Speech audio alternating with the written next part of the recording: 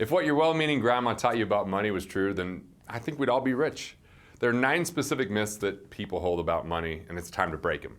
Myth number 9, sorry Benjamin Franklin, but a penny saved is not a penny earned.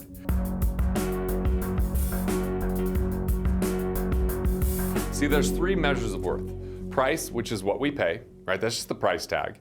Cost, which is kind of the impact or the economics behind it. So you could have something with a low price and a high cost, like an accountant that doesn't do the right job. You pay him less, but then you pay way more in tax.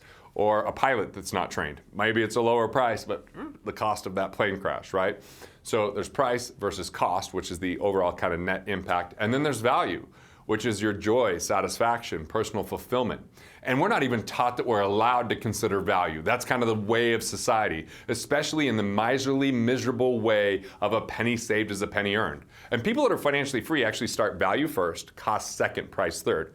People that are in the broke mentality, they think about price and price alone. Hell, all we gotta do is look at any storefront and it's like 40% off or clearance, or this is the other store that does the, the rack or whatever it is. And a lot of times people think that they're saving money by buying, but would you have bought it anyway?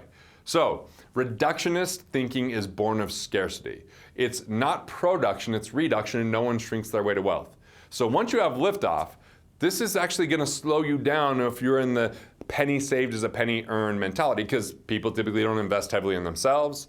And a lot of times it's all about what they can eliminate or they can, kind of miserly handle on their own. And then we hit this kind of bandwidth or capacity, because if you're trying to save money by doing everything yourself, then you don't have time to do what you do very best. So if you have this mindset, which I definitely did early on in my 20s, at best you'll end up with lots of money you never enjoy, right? You're just gonna die and then someone else is gonna inherit that money and they didn't earn it, they might not know how to appreciate it, and they're probably gonna go out there and blow it super fast.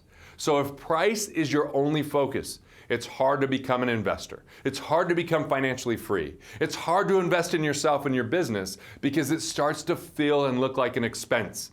See, even when I use the word expense, how does that sit with you? Make you feel inspired? Or does it kind of give you a knot in your stomach? How do you ever utilize or enjoy your money without an expense?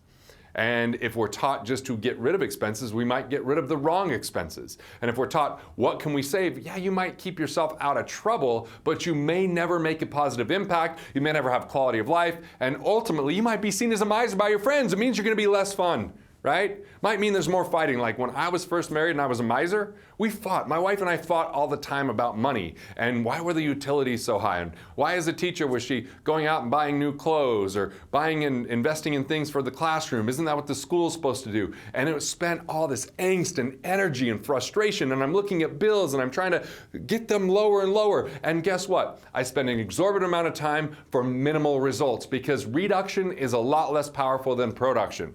All right. Finally, I had a transformational moment where I made a change. And I really saw that people that were wealthy looked at the world completely differently. Thank you, Nancy, for helping me see this. When she says, I wonder what it's like with the financial prison you've built for your family. It's like, whoa. So rather than thinking about, okay, I'm paying my assistant money, I'm thinking, wow, that could be money in the bank, or that's a Rolex, or I would just have these irrational thoughts, and I had spent so much time and energy in that angst. And so once I had this freedom to say, wait, what does it look like to be an investor?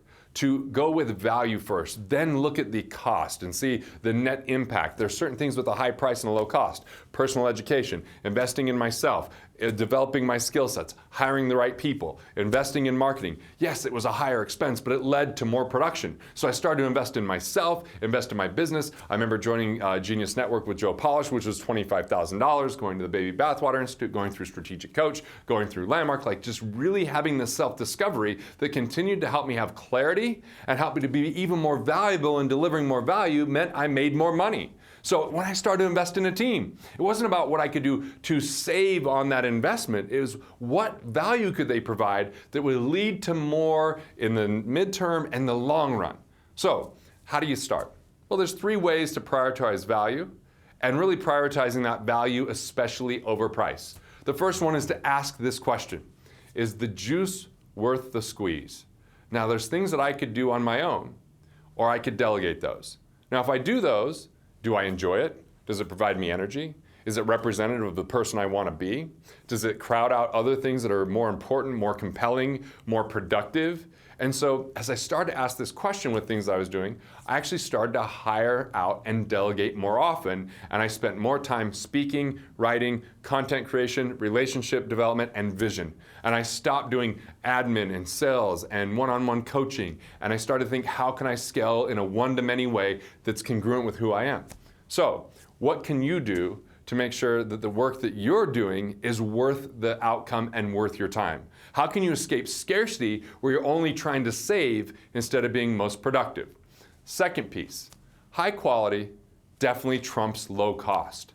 There's things that it's higher quality, will cost more, but will also produce more. The right team. Having an amazing employee can produce a lot more, and maybe they cost 10, 20, 30, even 40% more, but IBM said they were A-teamers are 5,200% more productive. So you invest more, but you get a lot more. For me, when I fly coach, I'm 6'3". I'm 217 pounds. I have got broad shoulders. I have the T-Rex arms. I can't even type. But if I pay extra to be in first class, I can actually write. I can work on content. I can show up relaxed and rejuvenated when I'm going to give my speech or spend time with my family. So it's worth the extra price because there's more value there. So it's a lower cost because of what I'm producing during that time versus what I'm trying to save. All right, the third piece is value-based spending. What if instead of looking at eliminating all your expenses or all this reductionist thinking, you said, what is it that you truly value? And you consciously think about those dollars that you spend. So this could be about thinking about production rather than reduction.